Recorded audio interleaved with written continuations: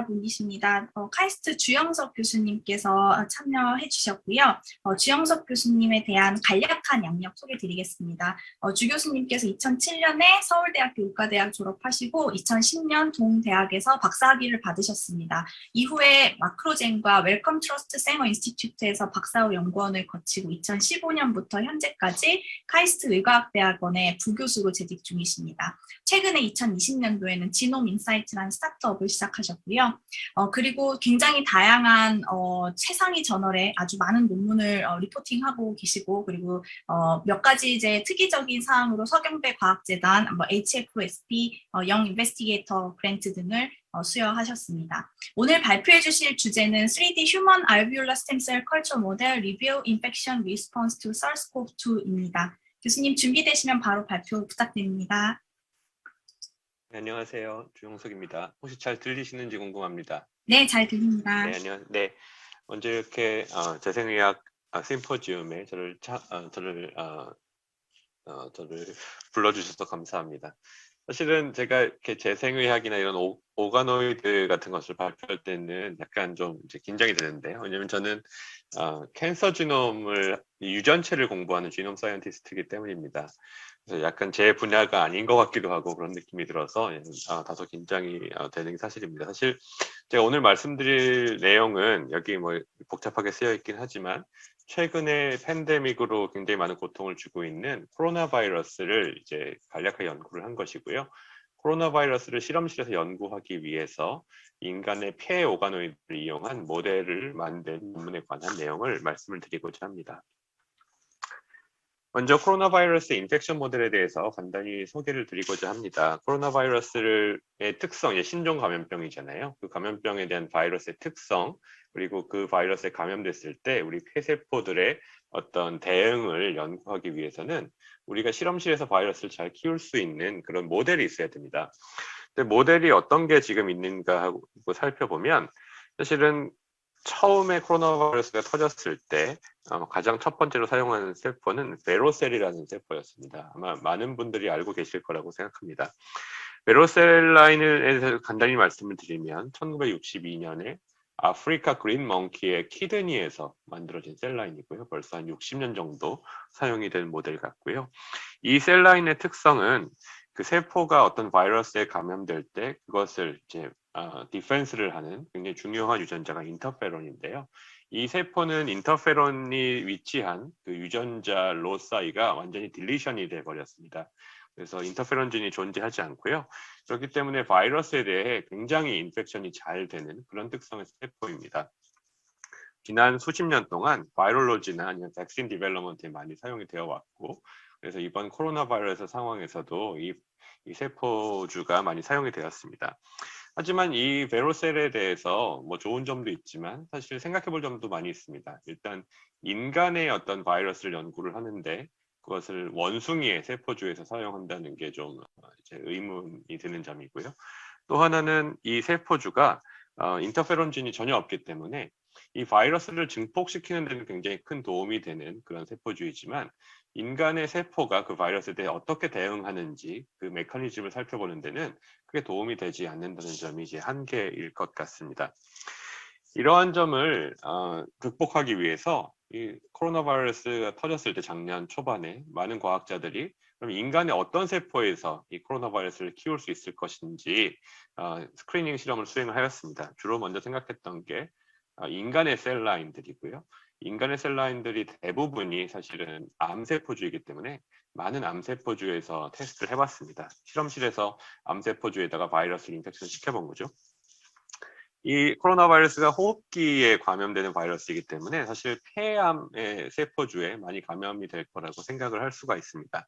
그래서 칼로3라는 렁 아데노칼시노마에서 유래한 셀라인은 인펙션이 잘 됐고요. 또한 콜로렉탈 칼시노마 대장암 세포주인 카코2라는 곳에도 이제 감염이 잘 된다는 것을 이제 사후 후에 깨달았습니다. 하지만 역시 렁 캔서에서 수립된 A549라는 셀라인에는 잘 감염이 안 되는 걸로 나타나서 사실 어떤 것들이 이 감염에 큰 영향을 주는지 이렇게 경험적으로 알고 있는 상황이고요. 또 하나 생각해 볼 점은 이들이 뭐 렁 아데노칼시노마 등에서 만들어진 셀라인이긴 하지만 그 캔서는 유전체 불안정성도 존재하고 여러 유전체가 굉장히 많이 변화되어 있기 때문에 사실 사람의 폐에서 일으키는 반응을 정확하게 모사하고 있다고 생각하기는 어려울 수도 있겠습니다. 또 하나 셀 라인의 이제 단점은 면역세포 같은 게 없기 때문에요. 사실 바이러스와 폐 세포, 그 세포 자체 그리고 면역세포들이 이제 서로 상호간 인터랙션을 하는 거라고 볼 수 있는데 면역세포에 대한 그런 반응은 보기가 어렵습니다. 이를 극복하기 위해서 여러 동물 모델 같은 것들도 이제 개발이 됐습니다. 사실 마우스에 코로나 바이러스가 감염되지 않습니다. 왜냐하면 ACE2 리셉터가 마우스의 ACE2 리셉터가 사람과 많이 다르기 때문인데요. 물론 그것을 극복하기 위해서 사람 버전 ACE2를 집어넣은 마우스 모델이 있기는 있습니다. 페러 족제비나 골든 햄스터 같은 것들은 코로나 바이러스에 감염이 된다는 걸로 이제 판명이 났습니다. 하지만 이 모델이 장점도 있고 단점도 있는데요. 장점은 이제 인비보에서 이제 볼 수 있다는 게 장점이고요. 단점은 뭐 동물 모델이라는 점, 사람은 아니라는 점. 또 하나는 이 동물들이 마우스보다 상당히 커서 굉장히 크거든요. 다루기 어렵다는 점. 그리고 사람에서는 굉장히 중증 환자들이 많이 나타나는데 이 동물 모델에서는 중증 환자가 거의 나타나지 않습니다. 그래서 마일드 인펙션 모델이라는 점 그런 것들이 이제 한계가 이게 되겠습니다. 사실 모든 모델이 뭐 최선의 모델은 없는 것 같고요. 각각의 상황에서 장단점이 있는데 이것이 이러한 모델들이 코로나 바이러스를 연구하는 사용되었던 2020년 초반에 우리가 가지고 있었던 모델이 되겠습니다. 저희가 했던 생각은 이런 코로나 바이러스 등 감염병을 연구하는데 인간의 오가노이드를 쓰면 어떻게 될까 하는 것이었습니다. 인간의 오가노이드는 인간의 스템셀을 3D 컨디션에서 굉장히 인비버와 유사한 조건을 맞춰줘서 3D로 셀을 키우는 기술이거든요. 그래서 아주 쉽게 말씀드리면 인비트로 모델이지만 굉장히 인비보와 비슷한 피지올로지컬 셀 모델이라고 할 수 있겠습니다. 즉 어떤 세포가 인비트로에서 자랄 때 그 환경을 이제 느끼면서 자랄 텐데요. 일반적인 2D 셀 컬처 환경은 상당히 harsh한, 즉 인비보에서 느끼지 못하는 그런 컨디션이라고 한다면 오가노이드 조건은 그 셀들이 인체 내와 굉장히 비슷한 조건이라고 느끼는 그런 피지올로지컬한 상황이라고 말씀드릴 수 있겠습니다. 이 오가노이드를 사용할 때 뭐 장단점이 역시 있을 겁니다. 그 어드밴티지는 사람의 모델로서 굉장히 피지올로지컬한 컨디션에서 인펙션을 공부할 수 있다는 게 가장 큰 장점이고요. 단점은 역시 오가노이드도 이 셀라인과 비슷하게 면역 세포가 없기 때문에 마이크로 인바이러먼트가 없다는 게 좀 단점이 되겠습니다. 지난 10년 동안 굉장히 많은 오가노이드 분야에 많은 발전이 있었고요. 사실 다양한 장기, 여기 보시는 것처럼 스토막, 스몰 인테스틴, 콜론, 팬크레스, 리버, 브레스트 등등등 굉장히 많은 티슈에서 오가노이드 기술이 만들어진 바 있습니다. 오가노이드에 대해서 뭐 간략하게 다시 요약을 하면 굉장히 많은 장점들이 있습니다. 여러 모델 중에 여러 장점이 있는데 굉장히 쉽게 만들 수 있고 인비트로이지만 인비보와 비슷한 그런 피지올로지컬 컨디션이 잘한다는 점이 굉장히 큰 장점일 것 같고요. 다만 그 안에 면역세포나 혈관 같은 세포가 없다는 것은 약간의 단점이 될 수 있겠습니다. 여러 티슈에서 지난 10년간 오가노이드 모델이 만들어졌습니다. 그런데 이제 폐는 조금 좀 특수한 organ이라고 생각이 됩니다. 일단 폐에서는 두 가지 종류의 티슈가 이제 혼재하는데요. 하나는 에어웨이와 두 번째는 이제 공기를 실제 산소를 흡수하는 알베올러스가 되겠습니다. 사실 폐라고 우리가 얘기할 때는 이 에어웨이와 이 알베올러스를 공히 얘기를 하는데요. 폐 오가노이드라고 하면 역시 두 개가 있을 겁니다. 하나는 에어웨이 또는 브론커스에서 만들어진 그런 오가노이드, 또 하나는 이 알베올라이에서 만들어진 오가노이드 두 종류가 있을 거라고 생각합니다. 사실 두 개의 티슈는 셀 컴포지션이 거의 완전히 다릅니다. 에어웨이에는 베이젤 셀이라든지 다른 공기가 통하는 지역이니까요. 공기가 지나가는 루트이기 때문에 셀 컴포지션이라면 알베올라에는 주로 알베올라 타입 2 셀이 스템셀로서 존재를 하고 있고요. 그 라이닝을 하고 있는 알베올라 타입 1 셀들이 있다고 볼 수 있겠습니다. 지금까지 2020년 초반까지 사실 레포트된 대다수의 롱 오가노이드는 폐 오가노이드는 에어웨이에서 만들어진 오가노이드가 다수였습니다. 그리고 그 오가노이드는 대부분 마우스에서 만들어지거나 아니면 휴먼에서 만들어졌다 하더라도 피더셀이 필요한 그런 형태의 이제 오가노이드였고요. 사실 에어웨이가 아닌 알베올러스의 오가노이드들은 거의 만들어진 바가 없었습니다. 뭐 약간의 모델이 있었지만 사실 충분치는 않은 모델이었어요. 왜 폐의 특히 알베올러스의 오가노이드가 잘 안 만들어졌을까, 만들기 어려울까 한번 생각을 해보면 주로 지금까지 오가노이드가 잘 만들어진 그런 티슈들은 사실 위장관 티슈들입니다. 것들이죠. 예를 들면 콜론이나 스몰 인테스틴은 우리 피지올로지컬 컨디션에서 굉장히 빠르게 세포 분열을 하는 장기들입니다. 그래서 그러한 세포 분열을 빨리 하기 때문에 오가노이드를 만들기도 사실 더 쉬운 특성이 있습니다. 다만 폐세포들은 그렇게 빨리 세포 분열을 하는 그런 기관들이 아니기 때문에 역시 우리가 인비트로에서도 이러한 모델을 만들기가 상당히 힘들었던 게 아닌가 그렇게 생각이 됩니다. 사실 오가노이드의 이런 인펙션을 시키겠다는 그런 생각은 그 이전에도 많이 있었습니다. 사실 뭐 지카 바이러스나 아니면 노로바이러스 같은 것들에서 이미 사람의 오가노이드를 이용한 인펙션 모델이 그 이전에 나와 있었고요. 이것을 코로나 바이러스에 응용하겠다는 것도 많은 사람들이 당연히 했을 것입니다. 코로나 바이러스에서 가장 첫 번째 이제 나온 페이퍼는 작년 이제 4월 24일이네요. 셀에 나온 사람의 키드니 오가노이드를 이용한 코로나 바이러스의 인펙션 모델이었습니다. 팬데믹 선언이 된 게 3월 초니까 거의 뭐 2달도 지나지 않았는데 이렇게 감염을 시킨 이제 페이퍼가 이런 좋은 저널이 나왔습니다. 그리고 그 일주일 후에는 이제 한스 클레버스 그룹에서 이제 사람의 콜론 오가노이드에다가 그 코로나 바이러스를 인펙션 시켜서 인펙션이 잘 된다 그런 것들을 밝혀내고, 두 번째는 오가노이드 감염이 되는 거 보니까 사람의 위장관에도 이런 코로나 바이러스가 감염될 수 있다 이런 것들을 밝혀내서 사이언스에 논문을 낸 바가 있습니다. 저희가 생각하기에는 사실 코로나 바이러스의 가장 그 최종적인 그런 그 티슈는, 감염되는 티슈는 사실 인간의 알베올러스이기 때문에 알베올라 오가노이드가 있으면 굉장히 좋겠다 이런 생각을 했었습니다. 사실 저희는 그 주로 암을 연구하는 이제 그룹인데요. 사실 폐암을 그동안 많이 연구를 해왔었습니다. 그래서 폐암의 발생 기전, 특히 담배가 폐암을 일으키는 기전을 밝히기 위해서 그 모델로서 알베올라 오가노이드 기술을 확보를 하고 있었습니다.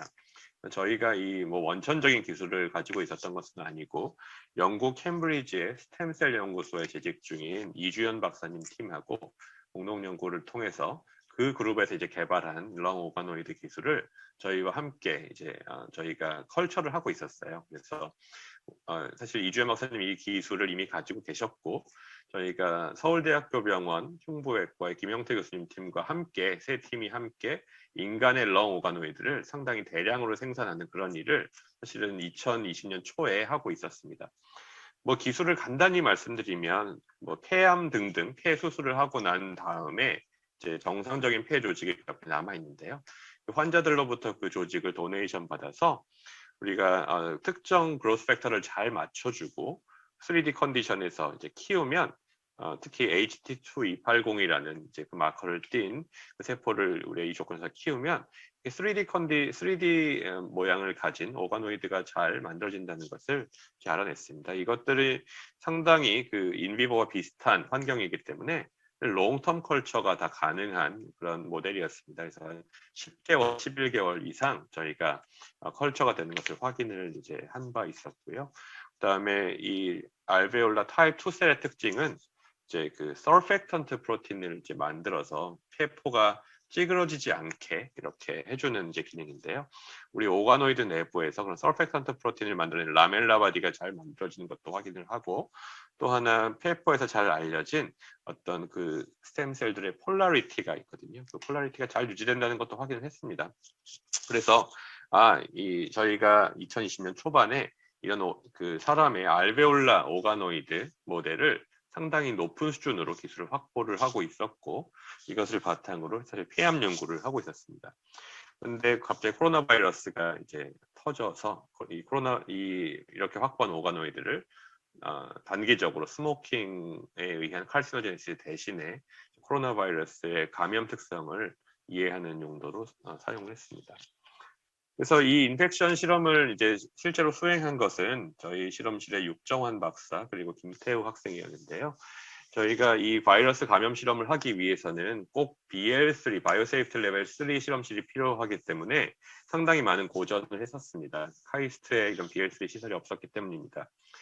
그래서 몇 군데 저희가 수소문을 했지만 사실 저희 연구원이 저희 오가노이드를 가지고 들어가서 실험할 수 있는 그런 기회를 갖지는 못했고요.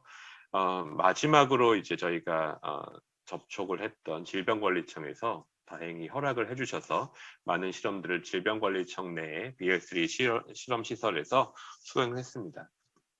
실험 자체는 뭐 굉장히 간단했습니다. 그 오가노이드를 가지고 가서 오가노이드를 약간 디소시에이션 시킨 다음에 바이럴 파티클을 접촉을 시켜주고 다시 시딩을 하면 오가노이드로 다시 만들어지는 그런 저희가 조건을 잡았고요. 그래서 감염이 된 지 첫 번째 며칠 동안 어떤 일이 일어나는지를 다양한 기술을 이용해서 즉 클래시컬한 바이올로지 방법들, 이미징, RNA 시퀀싱 등들을 이용해서 저희가 추적을 했습니다. 그래서 고전적인 바이올로지 방법인 플라크포밍 아세이를 보면 감염을 시킨 지 대략 하루 정도가 지나면 굉장히 많은 바이럴 타이터가 늘어난다는 것을 이제 발견을 하게 되고요. 그 이후에는 그렇게 크게 증가량이 크지 않다는 것도 이제 알게 됐습니다. 물론 베로셀이 굉장히 인펙션이 잘 일어나고요. 83AC가 사람의 휴먼 3D 알베올라 오가노이드인데 알베올라 오가노이드도 굉장히 잘 인펙션이 일어나는 것을 이제 볼 수 있습니다. 저희가 하나의 대조군으로 이용한 게 83BC인데요. BC는 브론키얼 오가노이드, 즉 에어웨이 오가노이드입니다. 에어웨이 오가노이드 감염이 되기는 하지만 우리가 비교한 알베올라 오가노이드보다는 훨씬 인펙션 정도가 떨어지는 것도 확인을 할 수가 있었습니다. 하나 베로셀보다 조금 좋은 점은 베로셀은 감염시킨 지 하루 정도 지나면 그 베로셀이 이제 셀 컬처 중에 이제 둥둥 떠버리게 됩니다. 그래서 장기간의 인펙션 실험 불가능한데 오가노이드는 이렇게 3D 조건으로 되어 있고 마트리질 안에 갇혀 있기 때문에 열흘 정도까지도 인펙션 리스폰스를 볼 수 있다는 게 큰 장점이 되겠습니다. 저희가 감염을 시켰을 때 이제 이뮤노스테이닝 같은 것을 이제 할 수 있고요. 이뮤노스테이닝 이거는 감염시키기 전에 우리 폐, 렁, 알베올라 오가노이드의 이뮤노스테이닝의 그림입니다. 보시면 가운데 까맣게 된 부분이 이제 루멘이고요. 이 염색이 된 부분이 이제 폐포를 이루는 그 세포들입니다. 보면 코로나 바이러스가 감염되는 데 가장 중요하다고 알려진 ACE2라는 이제 단백질이 세포에 이제 발현되는 것을 초록색으로 표시가 되어 있죠. 잘 발현되는 걸 알 수 있습니다. 이 오가노이드를 싱글셀 RNA 시퀀싱도 해볼 수가 있는데요. 싱글셀 RNA 시퀀싱을 해보면 ACE2 트랜스크립트를 가진 그런 세포는 사실 매우 적습니다. 0.4%밖에 되지 않고 그래서 만약에 우리가 이뮤노스테이닝을 보지 않고 만약에 폐포 오가노이드의 싱글셀 RNA 시퀀싱만 봤다면 ACE2가 별로 없기 때문에 트랜스크립트가 별로 없기 때문에 과연 감염이 되는 세포일까? 이렇게 의심을 했었을 수도 있을 거라고 생각을 합니다. 저희가 처음에는 왜 이렇게 ACE2 트랜스크립트가 많지 않은가 이런 것에 대해 고민을 했었는데 다른 여러 그룹에서 나오는 페이퍼를 봐도 비슷합니다. 단백질은 굉장히 높게 발현이 되어 있는데 트랜스크립트들은 거의 높은 수준으로 발현되어 있지 않거든요. 그래서 트랜스크립트와 프로틴 익스프레션 사이에 어떤 디스크리펀시를 보여주는 좋은 예가 아닌가 생각합니다. 감염시킨 다음에 이뮤노스테이닝으로 이 왼쪽이 감염 전이고요. 오른쪽이 감염 후인데 바이러스에 관련된 그런 단백질이나 더블 스트랜드 RNA를 이뮤노스테이닝으로 당연히 잡아낼 수 있습니다. 이 이뮤노스테이닝은 그 IBS 혈관연구단 고규영 교수님 팀의 홍선표 박사님께서 많은 도움을 주셨습니다. 전자현미경 역시 저희가 모델을 가지고 있기 때문에 찍을 수가 있고요. 보면 이게 감염되기 전에 이제 폐의 오가노이드입니다. 가운데 루멘이 있고 세포들이 쭉 이렇게 있는 것을 볼 수 있고요. 서얼펙턴트 프로틴을 만들어내는 라멜라 바디가 이렇게 화살표 표시를 이렇게 해놨는데요. 파란색 화살표로 보이는 것을 알 수 있습니다. 요 왼쪽이 정상적인 그런 uninfected alveolar organoid의 전자현미경 사진인 것을 감안하고 오른쪽을 보시면 감염된 후의 사진입니다. 그래서 각각의 세포를 보시면 그 안에 이렇게 굉장히 큰 저희가 굉장히 패솔로직하게 보이는 베이큐올들이 굉장히 이제 많이 있는 것을 볼 수가 있고요. 가운데 사이사이에 굉장히 작은 까만 점으로 되어 있는 바이럴 파티클들도 보입니다. 바이럴 파티클들이 어디에 주로 많이 존재하는지 또 이렇게 보시면 중간에 루멘으로 배출되는 바이럴 파티클들도 보이고요. 베시클에 쌓여 있는 바이럴 파티클들도 많이 보입니다. 이런 것들을 이제 볼 수가 있고 저희가 바이럴 파티클들이 세포 안에 있는 걸 볼 수 있기 때문에 세포 안에 과연 몇 개의 바이럴 파티클이 있는지를 또 추산할 수가 있는데 가장 많이 가지고 있는 세포들은 한 10,000개 정도의 바이럴 파티클들을 가지고 있었습니다.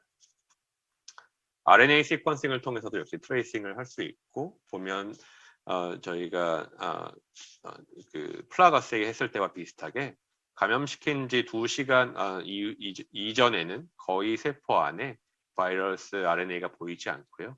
하루가 지나면 급속하게 바이러스 유래의 트랜스크립트가 늘어서 전체 트랜스크립트의 절반 정도를 차지하게 됩니다. 3일째가 되더라도 그건 아주 크게 증가하지는 않는 것 같고요. 브론키얼 오가노이드, 즉 에어웨이 오가노이드는 감염이 되기는 하지만 바이러스 RNA의 증가량이 그렇게 크지 않습니다. 그래서 역시 저희 첫 번째 보신 그 플라그 어세이와 이제 일맥상통하는 결과이고요. 여기서 에어웨이와 알베올라이의 어떤 트로피즘을 볼 수 있습니다. 감염 전과 후에 어떤 바이러스 RNA들이 많이 익스프레션 되는지를 저희가 알 수 있고요. 대다수의 한 3일 정도가 지나면 한 30배 정도 높게 발현되는 유전자들이 아주 클리어하게 보이는데요. 이들 유전자의 대부분은 인터페론, 아까 말씀드린 그 인터페론 진의 영향을 받아서 익스프레션 되는 인터페론 스티뮬레이티드 진, ISG가 되겠습니다. 30배 정도 발현하는 걸 알 수 있고 에어웨이 오가노이드는 그렇게 유전자 발현의 변화가 크지 않습니다. 셀라인과 비교할 수 있습니다. 셀라인은 오래 감염시킬 수는 없기 때문에 하루 이후에 이제 오버 익스프레션 된 지인들을 이제 보여드리는 거고요. 칼루3라는 셀라인의 반응은 뭐 저희 오가노이드와 상당히 비슷하고요. 베로셀에서도 약간 오버 익스프레션 되는 지인들이 보이긴 하지만 베로셀에서는 보시는 것처럼 인터페론이 없기 때문에 인터페론 스티뮬레이터 지인들은 그렇게 많지 않습니다. 다른 지인들이 많이 오버 익스프레션 되는 것을 볼 수 있고 H1299나 카코2와 같은 그런 캔서 셀 라인들은 거의 인펙션이 많이 일어나지 않아서 그런 유전자 발현의 차이가 크게 보이지는 않습니다. 역시 유전자 발현을 이제 날짜별로 보면 첫날에는 그렇게 많은 유전자 발현 차이가 나타나지는 않고요. 3일째 정도 되면 인터페론 스티뮬레이티드 진들, ICS 진들이 굉장히 많이 이제 발현하기 시작합니다. 이것들을 보면 이제 폐세포가 바이러스에 감염이 되기 시작하고 그 감염된 바이러스에 대항하기 위해서 굉장히 많은 그런 디펜스 진들을 익스프레션 하는 걸로 보여집니다. 그 시간은 한 3일 정도 되는 것 같습니다. 하나 주의할 점은 보통의 우리 폐에서의 인터페론의 그 ISG의 발현은 사실 그 인터페론의 소스가 주변의 이뮨셀, 특히 마크로페이지 같은 것들로부터 오는 경우가 많습니다. 즉 어떤 바이러스가 우리 폐에 감염이 되면 그 감염된 폐 세포로 주변에 이제 마크로페이지들이 몰려들기 시작하고 그 마크로페이지들이 이제 익스프레션한 인터페론에 의해서 인간의 폐세포에 이런 ISG들이 많이 발현되는 게 일반적인 이제 모습인데요. 저희 오가노이드 안에는 마크로페이지가 전혀 없습니다. 그래서 여기서 발현되는 ISG들의 익스프레션은 폐세포 스스로 발현한 인터페론에 대한 반응이 되겠습니다. 그래서 저희가 확인할 수 있는 것은 폐세포 스스로도 인터페론을 낼 수 있다는 것과 우리가 지금 여기서 보는 것은 어쩌면 인간에다 적용을 하면 인간의 인비버에 적용하면 아직 마크로페이지가 불러 들어오기 전에 굉장히 초기 반응과 상당히 비슷한 상황이라는 점을 말씀드릴 수 있겠습니다. 여러 인터페론 가운데 인터페론 B1 같은 것들이 익스프레션이 높아지는 것을 볼 수 있습니다. 싱글셀 RNA 시퀀싱 역시 뭐 해볼 수 있고요. 시간 감염시킨 지 감염시켰을 때 시점, 4시간 후, 18시간 후, 60시간 후 이렇게 따로따로 제가 싱글셀 RNA 시퀀싱을 해보면 굉장히 시스테마틱하게 어떤 그 세포의 익스프레션이 변하는 걸 알 수가 있습니다. 그럼 4시간, 18시간까지는 어떤 세포들이 그래도 그 각각 그 내부에서 상당히 호모지니어스함을 유지하는데요. 60시간 정도가 되면 세포의 여러 운명들이 갈려지기 시작하는 걸 볼 수 있습니다. 여러 클러스터가 나타나기 시작하는 것들을 볼 수 있는데 이렇게 달라지는 여러 개의 60시간 정도의 갈라지는 클러스터들이 각각 어떤 특성들을 가지고 있는지를 보면 바이러스의 인펙션 양에 따라서 이제 갈라지는 것을 볼 수 있습니다. 즉 60시간에서 있는 여러 개의 폐세포 클러스터 중에 한 클러스터, 요 짙은 보라색으로 되어 있는 클러스터들은 바이러스 감염에 대응을 잘 하고 있어서 바이러스 카피 수가 그렇게 많이 늘어나지 않은 세포들입니다. 옅은 보라색으로 된 세포들은 그 안에 바이러스 파티클이나 바이러스의 RNA 수가 너무 증가해서 다른 세포들에 비해 30-40배 이상 그런 바이럴 RNA를 가지고 있는 세포들입니다.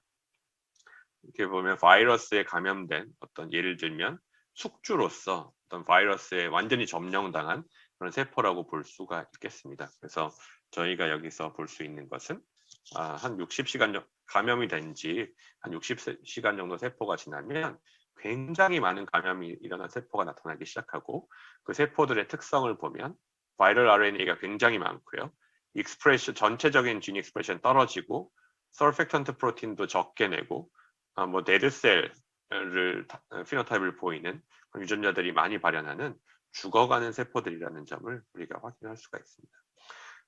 그래서 뭐 결론적으로는 저희가 이제 한 것은 인간의 폐로부터 이제 알베올라 오가노이드를 만든 다음에 그 조건을 확립하였고 거기에 코로나 바이러스를 인펙션을 시켜서 한 첫 번째 3일 동안 여러 가지 방법으로 분석을 함으로써 바이러스가 어떻게 죄송합니다. 우리 폐세포에 감염되고 폐세포가 어떤 반응을 보이는지 저희 모니터링 할 수 있었다는 게 가장 큰 특징이 되겠습니다. 그래서 작년 12월에 저희가 뭐 아주 깊은 연구를 한 페이퍼는 아니지만 저희 결과가 퍼블리시가 됐고요. 이것의 뭐 가능성은 퓨처 어플리케이션이 더 크다고 생각합니다. 이걸 바탕으로 드럭 스크리닝이라든지 아니면 이뮤셀과의 코컬처를 해서 저희가 조금 더 사람에서 일어나는 반응들을 잘 볼 수 있다는 게 장점이고요.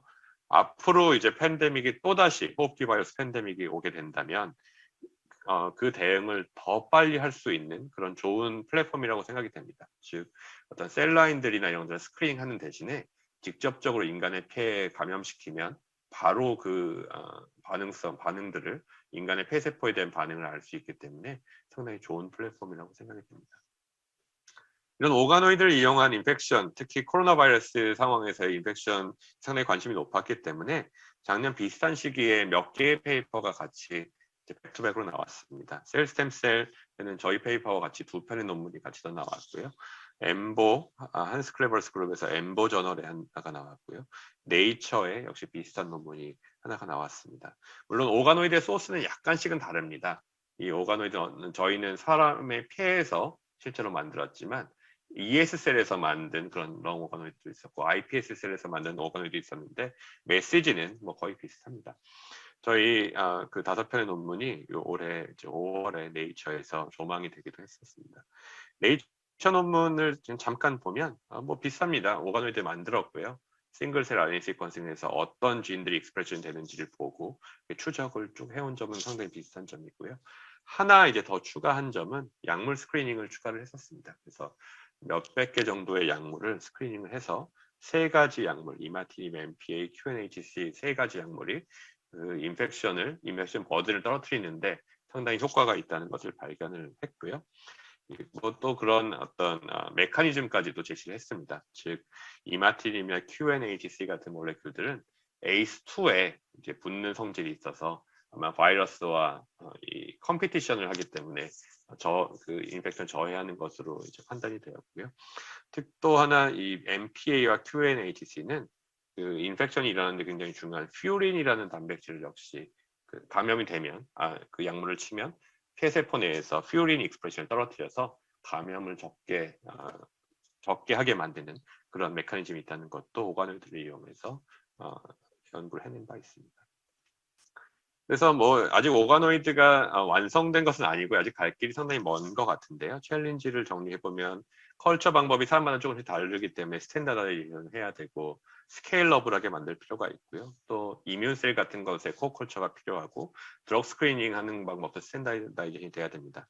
하지만 뭐 좋은 점은 인간의 인펙션을 인간의 세포로 한다는 게 굉장히 큰 장점인 것 같고요.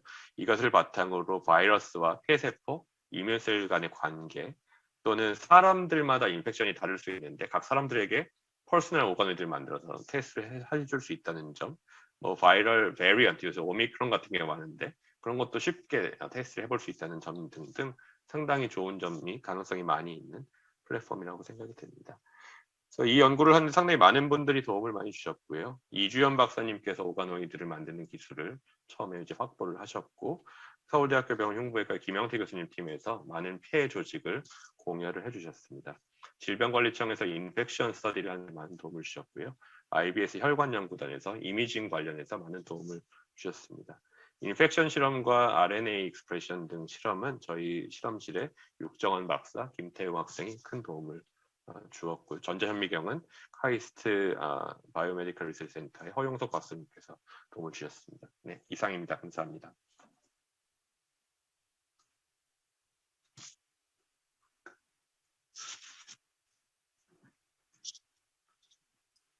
네, 주영석 교수님 재밌는 강연 감사드립니다. 간단하게 질문 한 가지 드리고 싶은데요. 그 챌린지에 대해서 잘 소개를 해주셨는데 아무래도 이게 굉장히 이제 셀 파퓰레이션도 많아지고 그리고 스케일러블하게 만들어져야 아주 이제 재생의학 분야에 있어서 좀 적극적으로 응용이 될 수 있을 거라는 생각이 듭니다. 실제로 실험실 레벨에서 조금 볼륨메트릭한 그런 폐 구조라든지 혹은 좀 3디멘셔널 컬처를 진행하기에 상당히 어려움이 있는데요. 그 과정에 있어서 가장 큰 허들이 어떤 거라고 생각을 하시고 그리고 혹시 그런 것들을 조금 더 한꺼번에 대량으로 생산하거나 혹은 조금 더 균일하게 생산할 수 있는 교수님 연구실의 팁이 있다면 하나 공유해 주실 수 있을까요? 네, 뭐 저희는 균일한 방법은 사실 없고요. 가장 중요한 거는 미디어인 것 같습니다. 미디어가 상당히 저희가 컨디션 미디어를 주로 쓰는데 그 배치마다 약간의 특성이 좀 다르고 그래서 표준하기가 어려운 것 같고요. 이게 초반이라서 아마 그럴 거라고 생각합니다. 그래서 이것들 컨디션 미디어의 어떤 그 조성을 잘 우리가 알게 되고 그래서 케미컬리 디파인 컨디션을 만든다면 사실 이 컬처를 하는데 큰 어려움은 없을 거라고 생각이 되고요. 또 저희가 잘 모르는 거는 저희가 환자마다 이제 공여를 받아서 하는데 그 사람마다도 좀 에피션시가 좀 다릅니다. 그래서 그런 것들에 대해서 조금 더 알 필요가 있을 것 같아요. 그다음에 하나는 이제 저희가 지금 초반이기 때문에 굉장히 많은 양의 오가노이드 가지고 이런 실험을 했는데 이것들을 적은 양의 오가노이드로 실험을 할 수 있는 어떤 뭐 마이크로플루이딕스라든지 뭐 그런 것들이 나오면 상당히 많이 도움이 될 것 같습니다. 그래서 네, 뭐 약간의 시간 문제라고 여겨지고요. 저희도 그런 쪽에 많은 연구를 할 생각입니다. 네, 교수님 답변 감사드립니다. 네, 그럼 오늘 발표 굉장히 잘 들었고요. 저희 다음 연사로 넘어가겠습니다. 감사합니다. 네, 감사합니다.